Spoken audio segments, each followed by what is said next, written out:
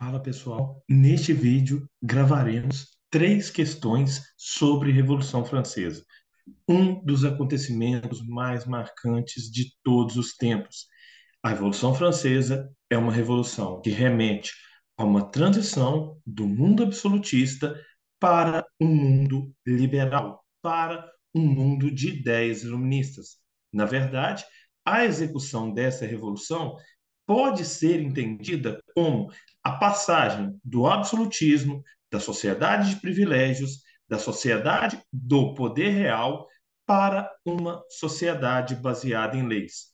Lembrando que grupos como mulheres, negros, entre outros, foram excluídos inicialmente dessa famosa Declaração dos Direitos do Homem e do Cidadão, um conjunto de leis que dava liberdade civil, liberdade política e até liberdade social, no sentido econômico. Sendo assim, vamos a uma resolução de questões a partir daquele compartilhamento de tela para vermos aqui melhor um pouco do que se trata esta revolução. Então, temos aqui três questões e começamos com a primeira do rei Luís XVI, na verdade, desculpe, o rei Luís XIV, no qual ele disse: o Estado sou eu. Luís XIV, o maior rei do absolutismo, talvez europeu. No texto 2 de Seyé, nos diz o seguinte: a nação é anterior a tudo, ela é fonte de tudo, sua vontade é sempre legal, na verdade, é a própria lei. E aí, vamos descendo para trabalharmos com aspectos relacionados ao que se pede na questão. Os textos apresentados expressam alteração na relação entre governantes e governados na Europa. Da frase atribuída ao rei Luís XIV até o pronunciamento de Seyé, representante das classes médias que integravam o terceiro Estado francês, infere-se uma mudança decorrente da. Então, resumindo, o que mudou da declaração do Luís XIV no auge do absolutismo para a declaração de Seyé, um representante do terceiro Estado francês? Letra A. Ampliação dos poderes soberanos do rei, considerando guardião da tradição e protetor de seus súditos e do império. B. Associação entre vontade popular e nação composta por cidadãos que dividem uma mesma cultura nacional. C. Reforma aristocrática marcada pela adequação dos nobres aos valores modernos, tais como o princípio do mérito. D. Organização dos estados centralizados, acompanhados pelo aprofundamento da eficiência burocrática. Letra E. Crítica ao movimento revolucionário, tido como ilegítimo em meio à ascensão popular conduzida pelo ideário nacionalista. Então, nesse caso, por que se mudou lá da concepção absolutista para uma concepção mais moderna, mais liberal? Dentro do que foi afirmado aqui é a letra B, associação entre vontade popular e cultura nacional. Ou seja, podemos dizer que o nacionalismo, como sentimento de unidade entre povos que compartilham hábitos culturais, por vezes idioma, entre características simbólicas em comum, nasce com a própria Revolução Francesa. Então, a partir da Revolução Francesa, passa-se a levantar com cada vez mais força a chamada bandeira nacional, e levanta-se essa bandeira nacional com muito orgulho. Dessa forma, o nacionalismo entende que os cidadãos dividem a sua cultura e ele, por vezes, mascara diferenças econômicas, digamos assim. Então, aqui na questão deste vídeo, letra B. Vamos para dois aqui, que nos diz o seguinte: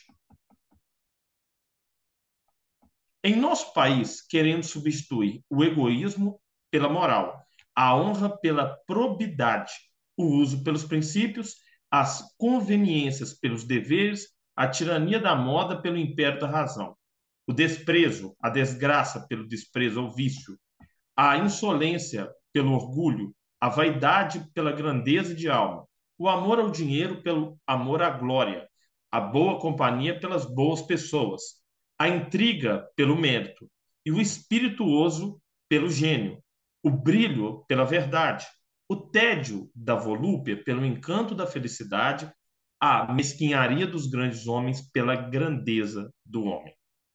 O discurso de Robespierre, de 5 de fevereiro de 1794, do qual o trecho transcrito é parte, relaciona a qual dos grupos políticos sociais envolvidos na Revolução Francesa?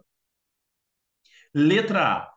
A alta burguesia que desejava participar do poder legislativo francês como força política dominante. Letra B. Ao clero francês que desejava justiça social e era ligada à alta burguesia. C. A militares oriundos da pequena e média burguesia que derrotaram as potências rivais e queriam reorganizar a França internamente.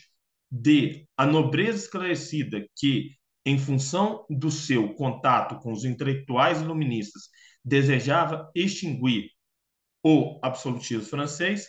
Letra E. Aos representantes da pequena e média burguesia e das camadas populares, que desejavam justiça social e direitos políticos. Então, nesse caso, letra E.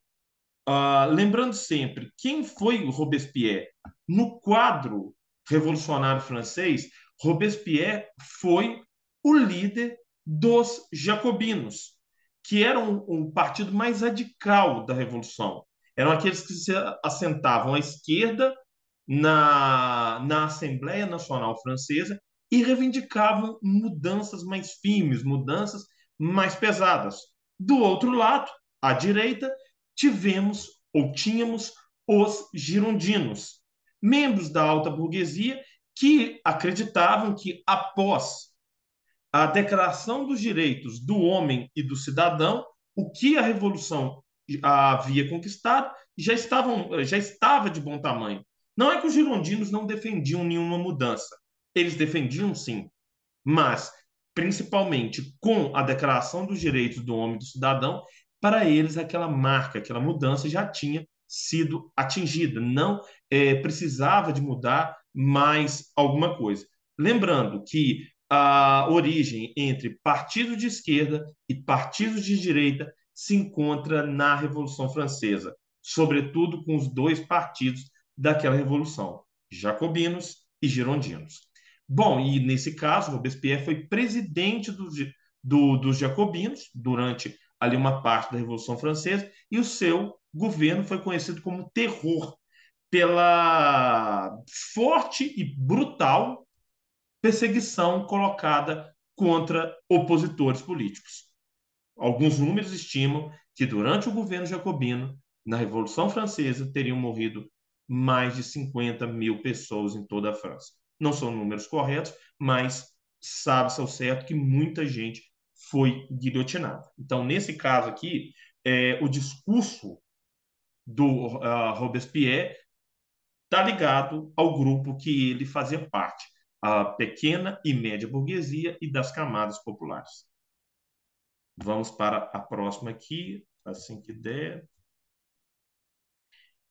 Aqui uma questão mais técnica, digamos assim, que nos diz o seguinte: algumas transformações que antecederam a Revolução Francesa podem ser exemplificadas pela mudança de significado da palavra restaurante. Desde o final da Idade Média, a palavra restaurant designava caldos ricos com carne de aves e de boi, legumes, raízes e ervas. Em 1765, surgiu em Paris um local onde se vendiam esses caldos, usados para restaurar as forças dos trabalhadores. Nos anos que precederam a Revolução, em 1789, multiplicaram-se diversos restauratirs, que serviam pratos requintados descritos em páginas emolduradas e servidos não mais em mesas coletivas e mal cuidadas, mas individuais e com toalhas limpas. Com a evolução, cozinheiros da corte e da nobreza perderam seus patrões, refugiados no exterior ou guilhotinados, e abriram seus restaurantes por conta própria. Apenas em 1835, o dicionário da Academia Francesa oficializou a utilização da palavra restaurante com o sentido atual. Então, a mudança do significado da palavra restaurante ilustra. Letra A. A ascensão das classes populares aos mesmos padrões de vida da burguesia e da nobreza. Letra B. A apropriação e a transformação pela burguesia de hábitos populares e dos valores da nobreza. C. A incorporação e a transformação pela nobreza dos ideais e da visão de mundo da burguesia. D. A consolidação das práticas coletivas e dos ideais revolucionários, cujas origens remontam à Idade Média. E, letra E, a institucionalização pela nobreza de práticas coletivas e de uma visão de mundo igualitária. Neste caso, então, falando aqui da transformação, né, o que significava a palavra restaurante desde o final da Idade Média, passando ali pelo pré-revolução, temos aqui a letra B como a alternativa que melhor responde à questão. Então, essas aqui foram algumas questões sobre a Revolução Francesa.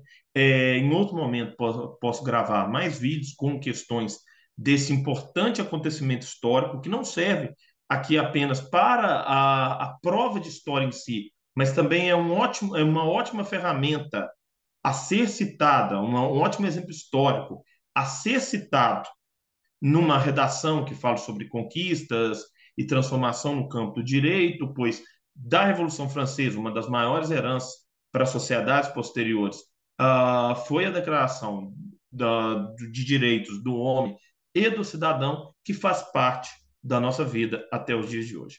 Pessoal, então, eu peço sempre, deixa o like, se inscreva aí no nosso canal, dá uma chance no nosso trabalho e muito, muito obrigado para você que assistiu até aqui.